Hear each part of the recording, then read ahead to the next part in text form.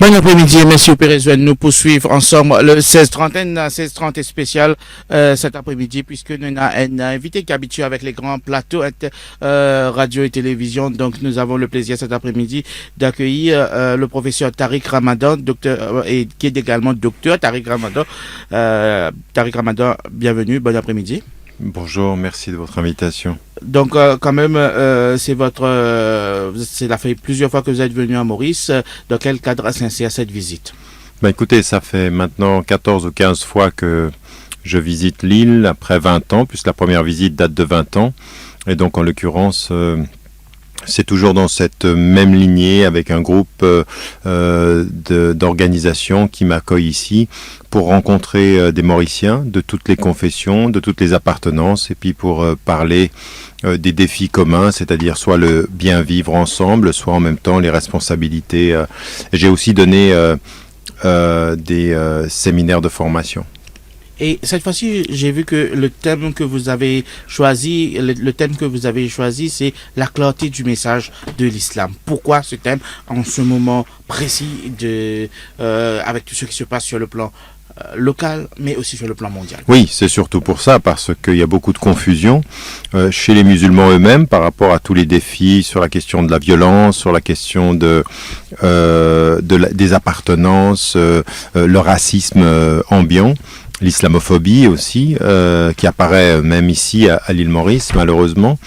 Et puis, bien entendu, avec des défis locaux comme des défis internationaux, le fait qu'on se rend compte que des femmes et des hommes qui ne sont pas de confession musulmane se posent beaucoup de questions sur l'islam aujourd'hui. Et donc, revenir à la clarté du message, les fondamentaux, et puis à partir de ceci, réussir à répondre aux défis qui sont ceux de la société contemporaine.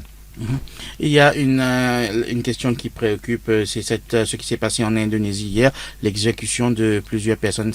Avec cette question à Maurice aussi, avec les cas de crimes que nous avons eus, des gens disent qu'il faut réintroduire la peine de mort. En Indonésie, on voit qu'il y a beaucoup de gens qui meurent d'overdose, malgré qu'il y a tout un arsenal légal très fort là-bas. Quel regard vous portez-vous sur cette situation qui s'est passée en Indonésie et puis sur toute cette question de réintroduction de la peine de mort? Écoutez, si vous voyez les textes musulmans, il y a des textes qui font référence à la peine de mort.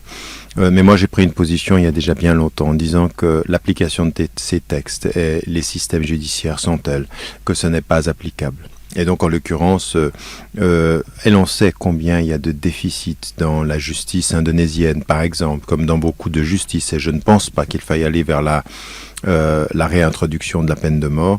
Je pense que ce n'est pas la bonne solution. Et puis tout à coup, pour des raisons politiques, on a suspendu l'exécution d'un Français en disant il faut qu'on cherche. Et puis s'il n'est pas, si ça ne correspond pas, donc on le jugera, on l'exécutera tout seul.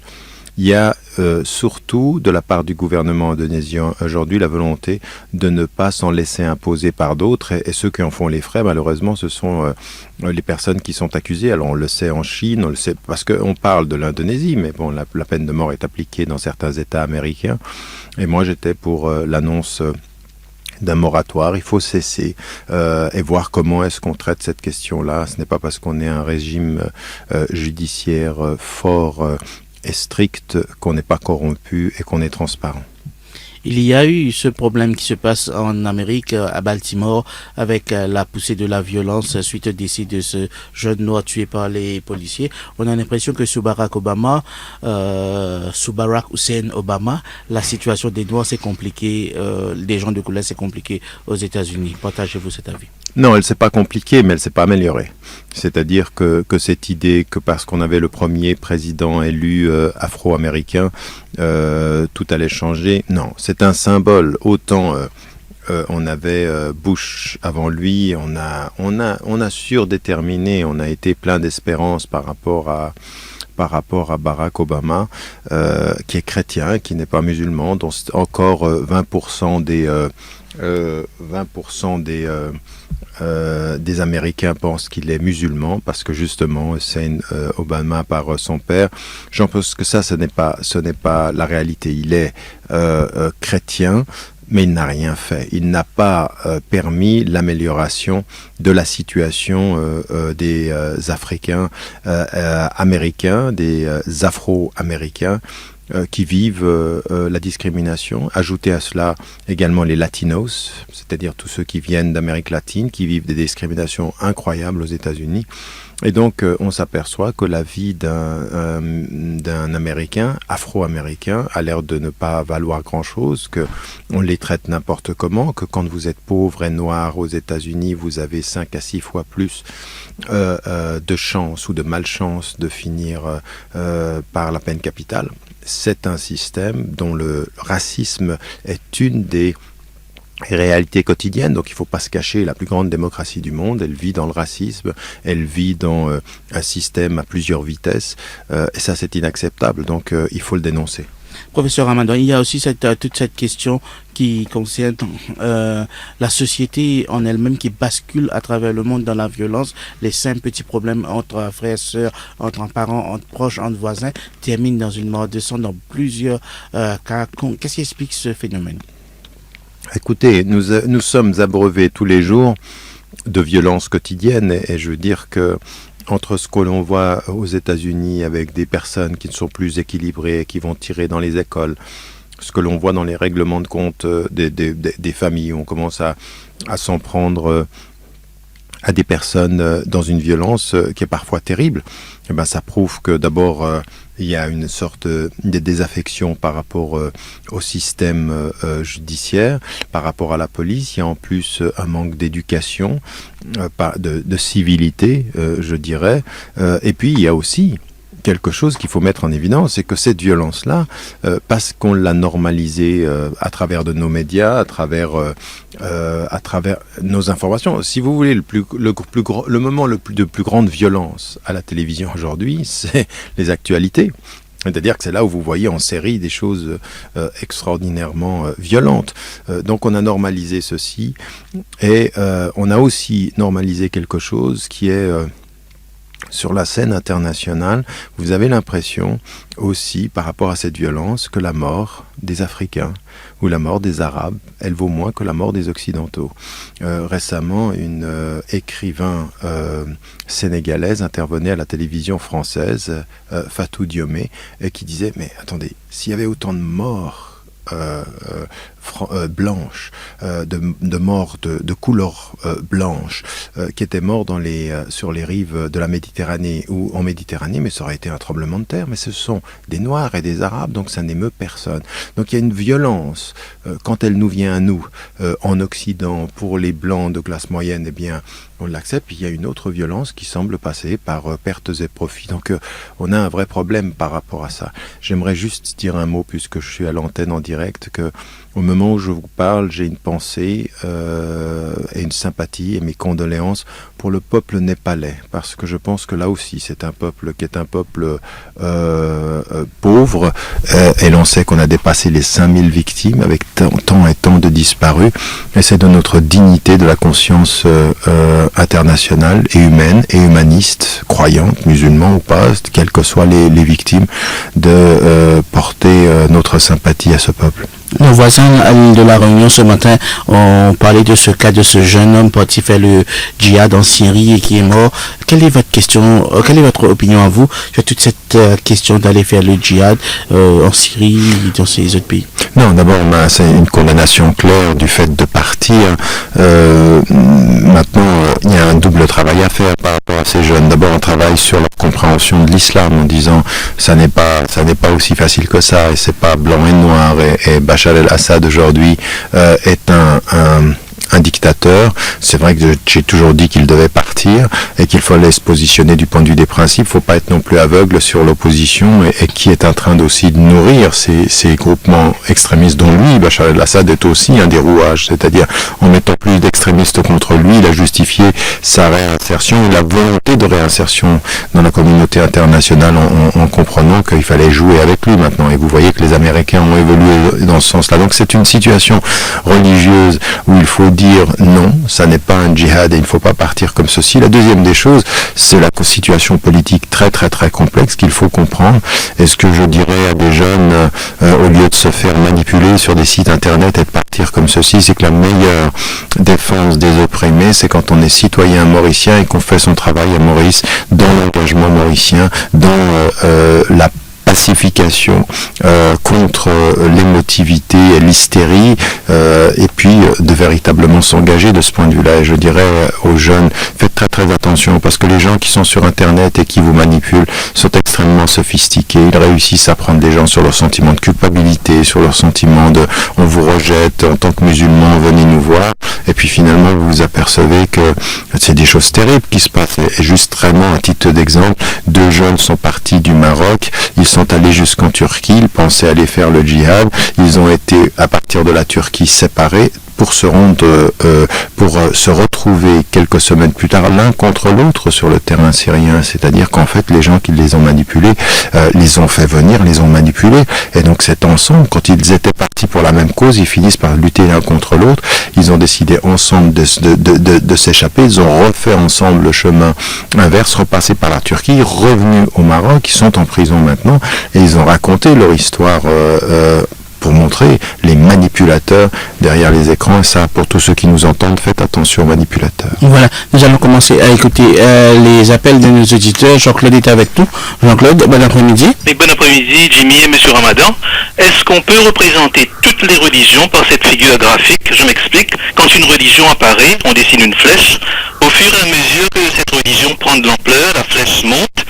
Quand cette religion a atteint son apogée, la flèche s'arrête.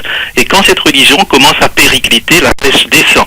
Et cette religion, à ce moment, pourra être remplacée, pas totalement, mais peut-être partiellement, par une autre religion. Merci.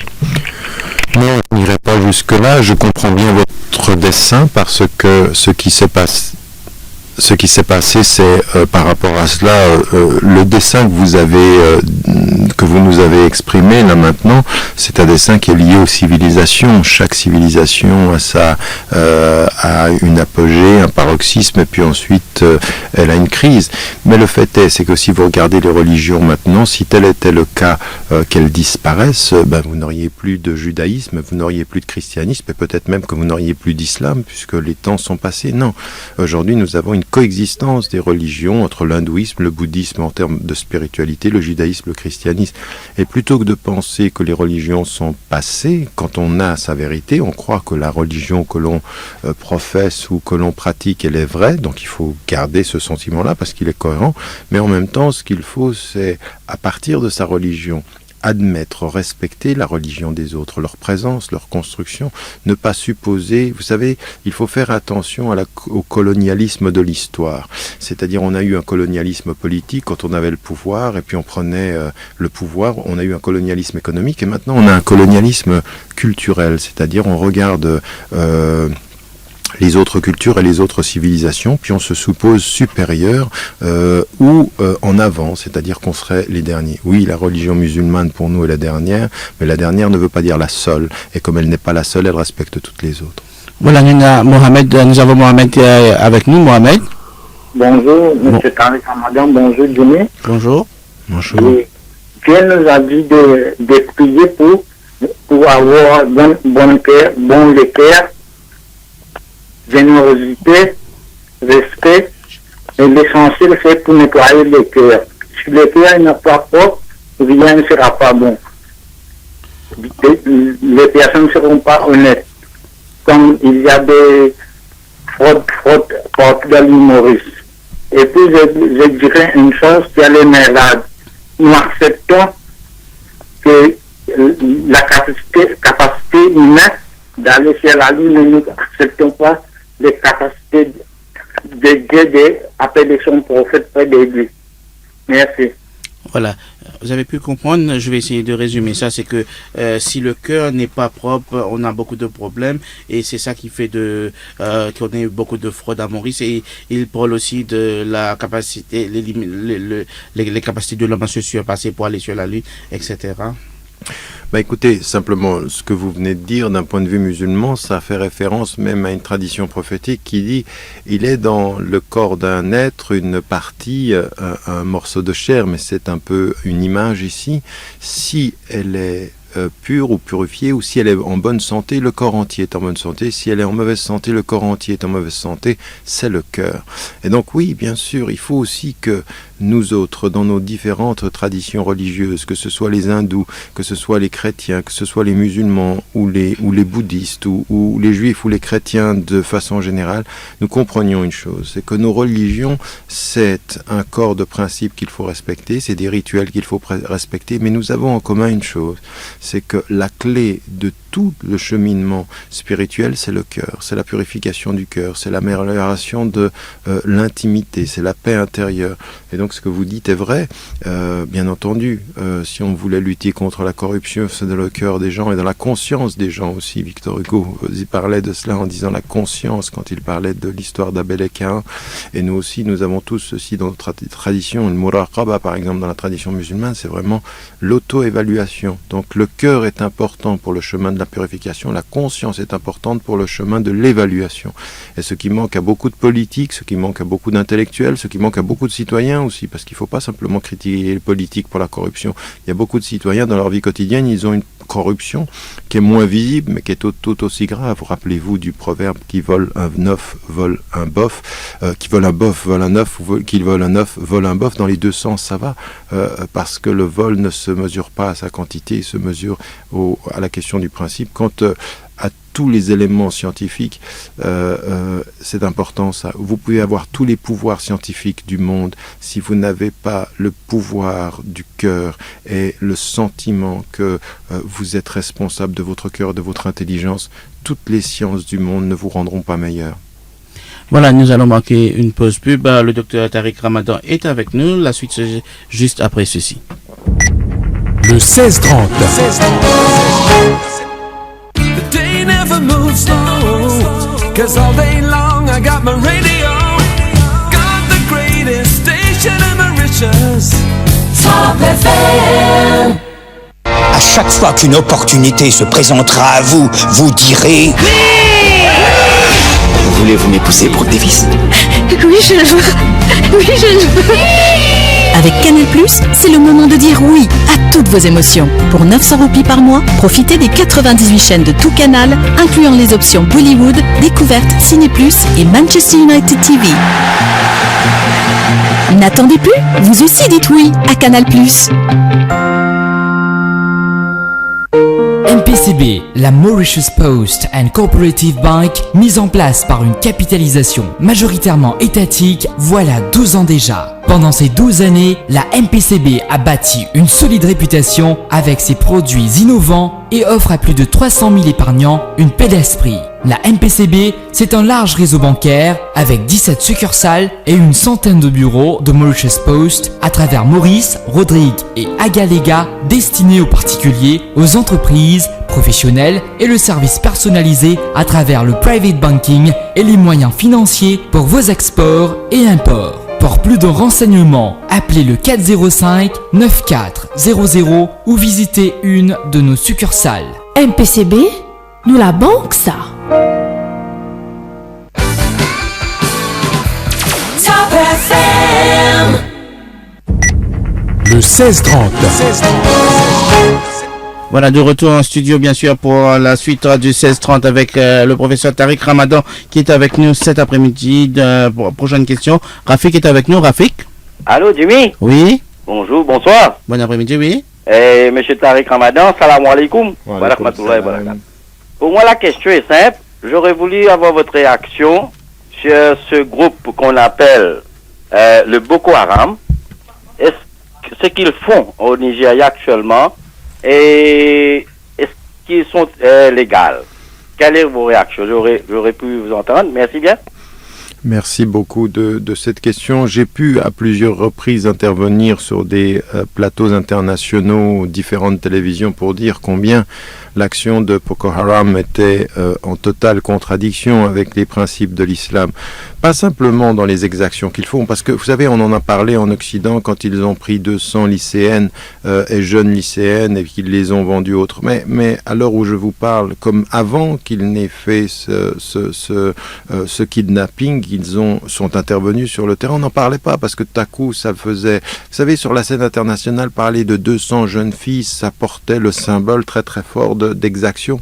Mais nous, c'est pas une affaire médiatique, c'est une affaire de principe. Et les affaires de principe, ça correspond à la violence, à la façon de gérer les relations aux personnes qui ne sont pas de confession musulmane, mais aussi aux personnes qui sont de confession musulmane, avec des attitudes qui sont des mariages forcés, voire des viols, voire des meurtres. Tout ceci ne correspond pas à notre tradition religieuse. Tout ceci est une trahison de l'islam. Et nous, aujourd'hui, et je vous le dis à vous qui m'avez posé cette question, comme je l'ai dit pendant toutes les conférences que j'ai données sur cette île, et en particulier lors du dernier sermon de vendredi, il faut cesser d'être la majorité silencieuse. La majorité silencieuse n'a plus le droit d'être silencieuse. Il faut parler, il faut dénoncer, et il faut dire que ça n'est pas notre religion. Alors c'est vrai quand il s'agit de Boko Haram, c'est vrai de ceux qui s'appellent l'État islamique, de Daesh et de tous ceux qui sont en train de faire des exactions, mais il ne faut pas attendre que les gens meurent pour venir dire « Ah non, mais vous savez, l'islam c'est pas ça,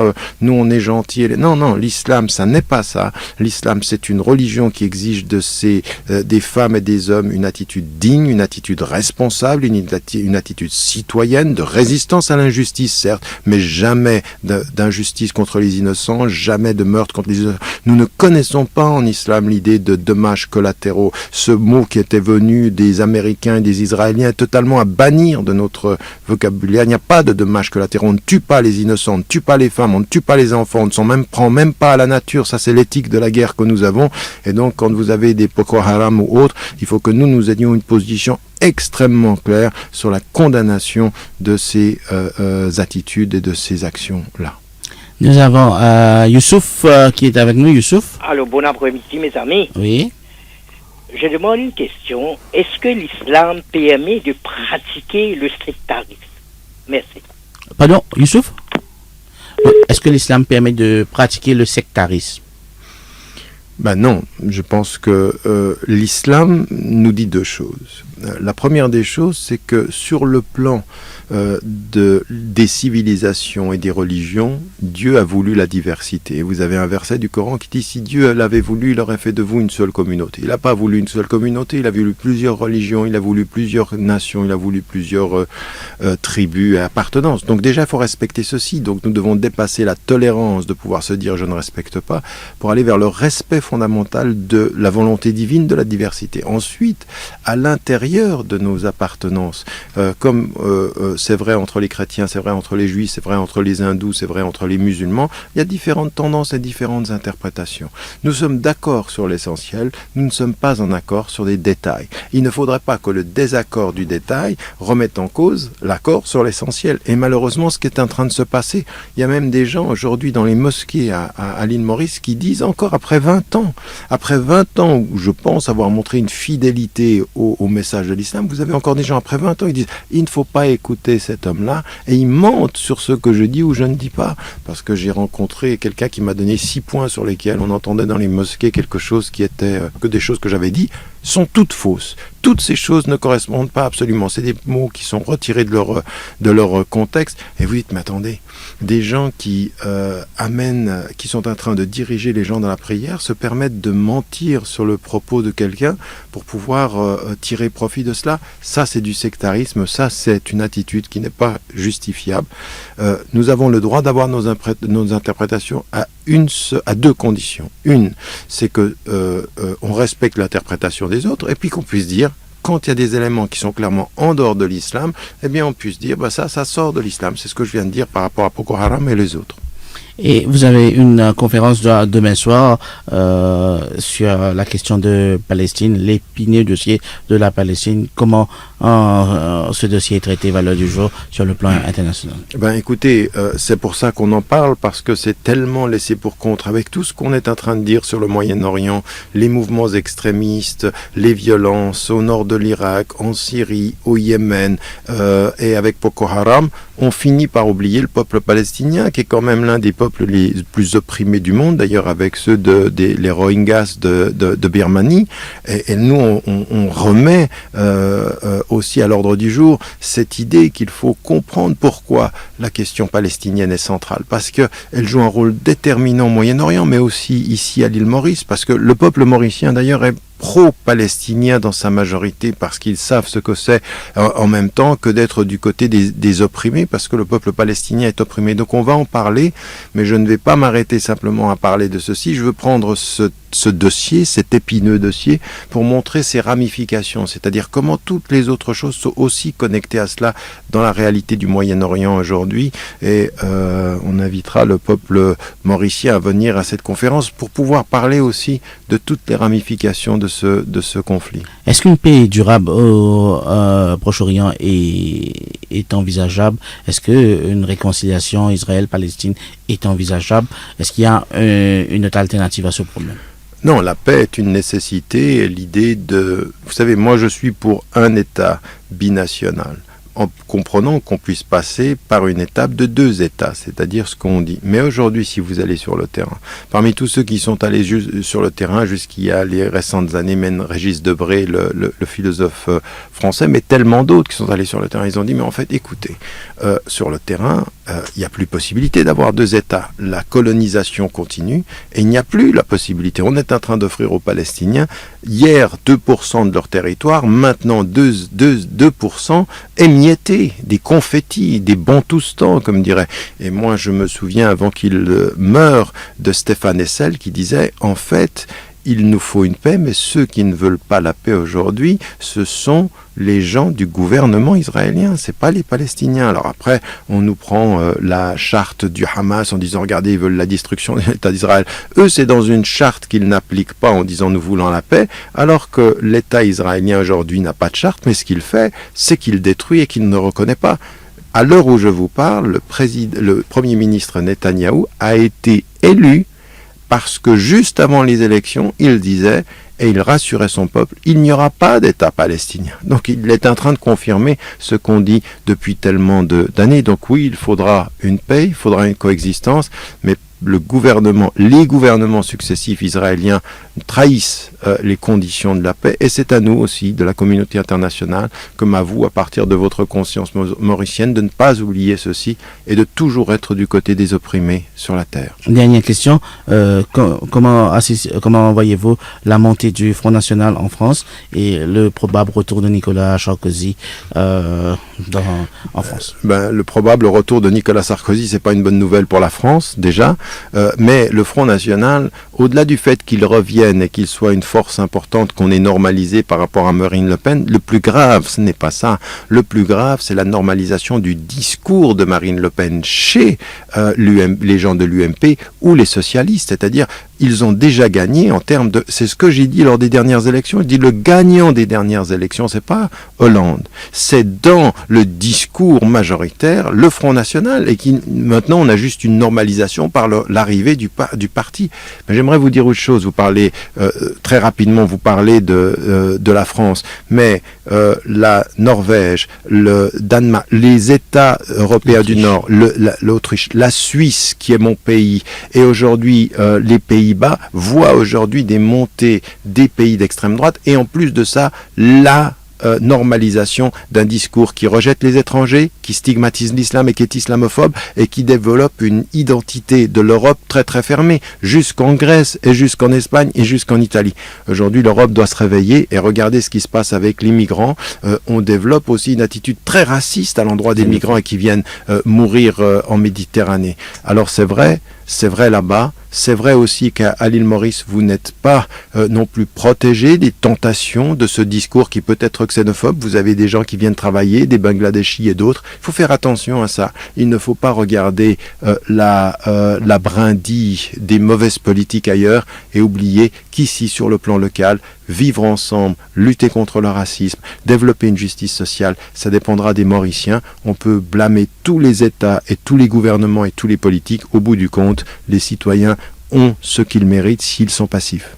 Professeur Tariq Ramadan, merci beaucoup pour toutes ces précisions. Merci beaucoup pour toutes ces clartés que vous avez apportées au niveau de la population et au plaisir de vous accueillir une prochaine fois. Merci de votre invitation. Merci beaucoup. Le 16-30.